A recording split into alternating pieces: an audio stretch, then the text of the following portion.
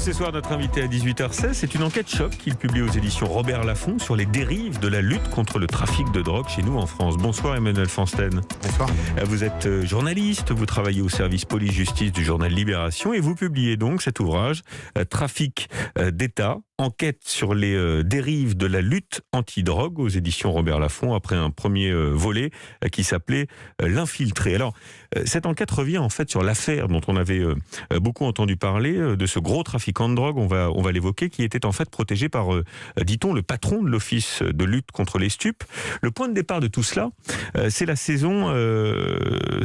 en octobre 2015 de 7 tonnes de cannabis, boulevard Excelmans, ça se trouve à Paris, c'est du jamais vu, si bien que François Hollande, alors président de la République, se rend sur place et vous vous rendez compte que le suspect interpellé est en réalité un indique. Tout à fait, je me rends compte, en réalité, les juges vont se rendre compte assez rapidement, le parquet de Paris, que le propriétaire de cette marchandise saisie en plein Paris, c'est un record, 7 tonnes intramuros, c'est du jamais vu, appartient non seulement un des plus gros trafiquants français, mais aussi au principal informateur de l'Office des stupes et de son patron. On peut donner son nom ou pas ? Bien sûr, Sofiane Ambly. Sofiane Ambly, c'est l'un des plus gros trafiquants à l'époque, de renommée internationale, bien sûr. Recruté en Espagne par l'Office central de répression du trafic illicite de stupéfiants. Alors là, il va falloir nous expliquer comment un gros trafiquant de ce calibre-là se retrouve indique des services de lutte anti-drogue français. Alors justement, c'est une des singularités de cette affaire, puisque c'est le patron des stupes, l'ancien patron de l'Octrice, François Thierry, qui est allé lui-même recruter en Espagne cet informateur dans le sud de l'Espagne. Sofiane Ambly est à l'époque interpellé, incarcéré en Espagne, et le patron de l'Office des stupes va lui proposer une sorte de deal. Donc il va le voir en prison ? Il va le voir directement lui-même en prison, ils vont avoir plusieurs échanges, et ils vont passer un deal, c'est-à-dire que le patron des stupes va s'engager à favoriser une remise de peine pour cet informateur qui va être extradé, qui va passer quelques années de prison en France, mais qui va sortir beaucoup plus tôt que prévu, grâce aux informations extrêmement précieuses qu'il va transmettre à l'Office des stupes. Et avec l'idée qu'en sortant, il pourrait continuer son trafic, mais il resterait un indicateur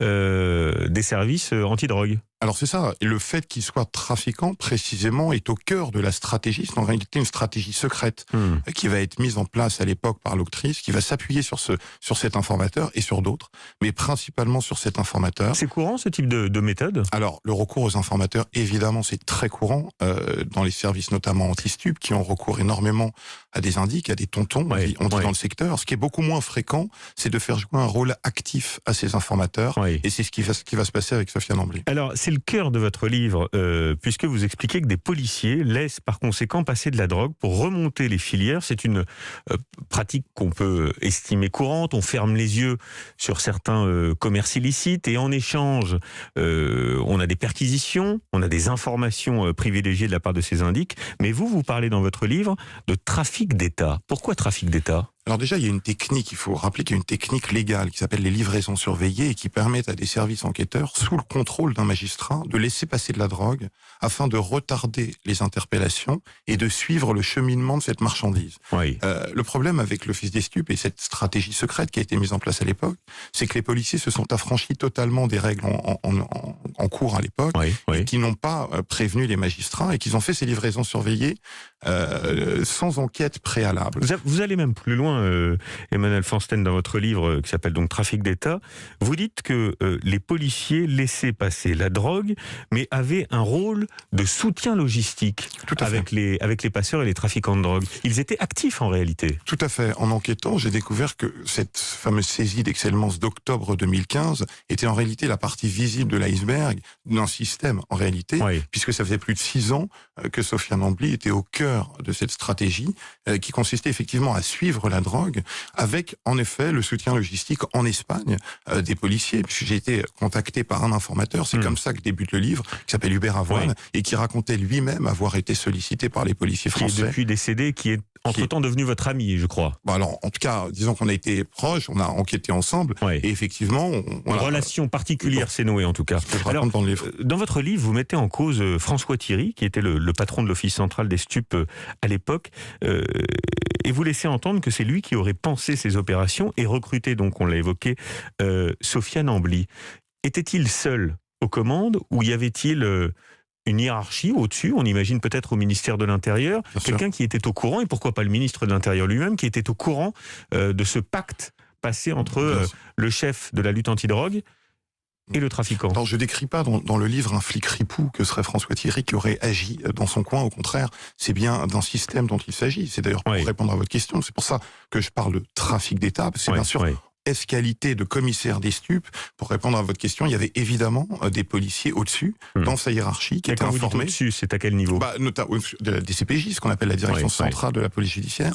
Cette stratégie Myrmidon était connue de tous les cadres de la police. J'ai rencontré, j'en parle dans le livre, c'est un des chapitres, Bernard Petit, qui était l'ancien chef de François Thierry à la DCPJ, et qui lui-même a théoriser cette stratégie qui a été sans doute en partie dévoyée par la suite. Est-ce que dans cette affaire, François Thierry, l'ancien patron de l'Office central des stupes, donc à l'époque, touchait de l'argent au passage?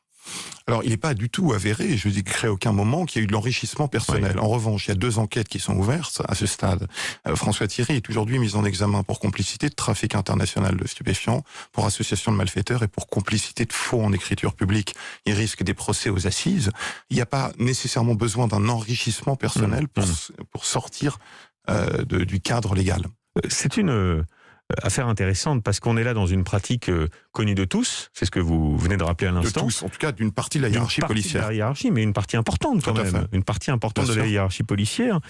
Et en même temps, quand on se fait prendre la main dans le pot de confiture, on a une instruction judiciaire et on risque des peines de prison qui peuvent aller jusqu'à plusieurs dizaines d'années. On est dans une espèce de schizophrénie là, ou de non-dit dans le fonctionnement de notre police et de la lutte antidrogue. On est en tout cas dans une zone grise. Bernard Petit, qui est à nouveau l'ancien patron de François Thierry, m'expliquait que les stupes, la lutte contre les stupes a toujours été une sorte de laboratoire au sein de la police judiciaire. On pouvait comme ça tenter certaines méthodes au risque, et c'est le cas ici, de franchir la ligne. Donc on ferme les yeux, tant qu'on ne se fait pas avoir, ça peut continuer. Ça peut être la règle du pas vu pas pris, c'est ce qui s'est passé là, puisque cette stratégie a volé en éclats au moment de cette fameuse saisie d'octobre 2015. Mais pendant 6 ans, il y a des dizaines de tonnes qui ont été importées en France, des dizaines de tonnes, tout à fait, avec la bienveillance de l'octrice. Tout ça est documenté, j'en parle longuement dans le livre. Et d'ailleurs, François Thierry lui-même assume publiquement d'avoir perdu des tonnes, parce qu'il considérait que finalement, le produit importe peu, si ça permet de démanteler des réseaux derrière. C'est la question que j'allais vous poser. Cet informateur trafiquant de drogue de son État, Sofiane Ambly, pendant toutes ces années où il a collaboré avec les services de lutte antidrogue français, il n'a jamais été inquiété par ses fournisseurs, par ses clients.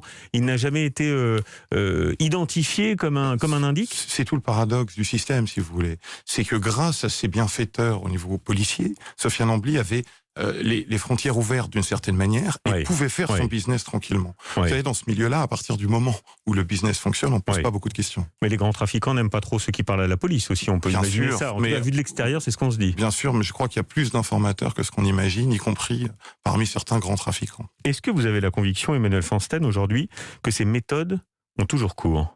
Alors, ces méthodes précises, je ne pense pas. Cette stratégie Myrmidon, aujourd'hui, n'existe plus. En revanche, j'explique dans le livre que c'est lié à une certaine politique du chiffre, puisque l'avantage de cette stratégie, c'était aussi de permettre aux ministres de l'Intérieur successifs, il y en a eu beaucoup, de pouvoir venir poser aux côtés de saisies mirifiques. On sait que les saisies de drogue peuvent constituer une arme de communication politique très importante. Et effectivement, pendant des années, c'était un peu la suite des années Sarkozy, la politique du chiffre a entretenu ces méthodes-là. Je vais vous poser une question qui n'est pas très politiquement correcte, mais de votre point de vue, quelle est la balance bénéfice de cette affaire? Est-ce qu'on a saisi plus de tonnes de drogue qu'on l'aurait fait si on n'avait pas eu ce lien particulier avec ce trafiquant-là?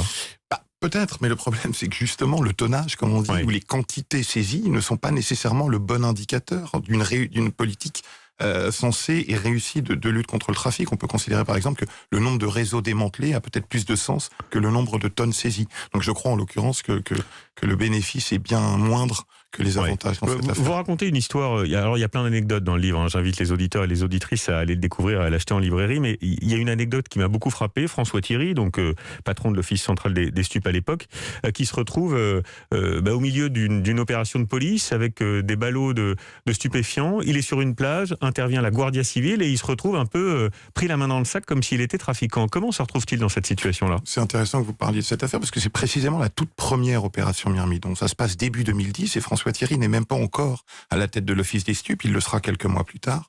Il est à l'époque à la tête du SIAT, qui est le service interministériel d'assistance technique, qui est un des services les plus secrets de la police judiciaire, qui gère les infiltrés. Et effectivement, l'opération avait été menée en coordination avec un service espagnol, mais pas la Guardia Civile, qui n'avait pas été prévenu, qui arrivait sur la scène, en l'occurrence sur la plage où venaient d'être déchargés les ballots, et ils sont tombés sur François Thierry comme s'il était un vulgaire trafiquant. Alors, ils l'ont interpellé brièvement, puisque le problème a été réglé, mais ça a fait quelques vagues diplomatiques. Il a réussi à faire valoir le fait qu'il n'était pas en train de trafiquer, mais qu'il était dans l'exercice de ses fonctions et de son métier? Ça, après, il y a eu des petites discussions, on va dire, informelles avec la hiérarchie sur place, et il a réussi à se sortir de ce mauvais pas. Mais en tout cas, l'interpellation même furtive d'un commissaire français sur une plage espagnole fait mauvais genre. Bien, il y aura un troisième tome? On verra, écoutez, en tout cas... En tout cas, vous avez de quoi raconter visiblement. Je vous invite à le lire, vous qui nous écoutez, c'est absolument passionnant. Ça se lit vraiment comme un polar, comme presque une histoire d'espionnage. On plonge dans les méandres de la lutte antidrogue avec ses succès et puis aussi, vous l'avez évoqué, ses limites. Emmanuel Fansten, Trafic d'État, enquête sur les dérives de la lutte antidrogue aux éditions Robert Laffont. Merci à vous. Merci à vous.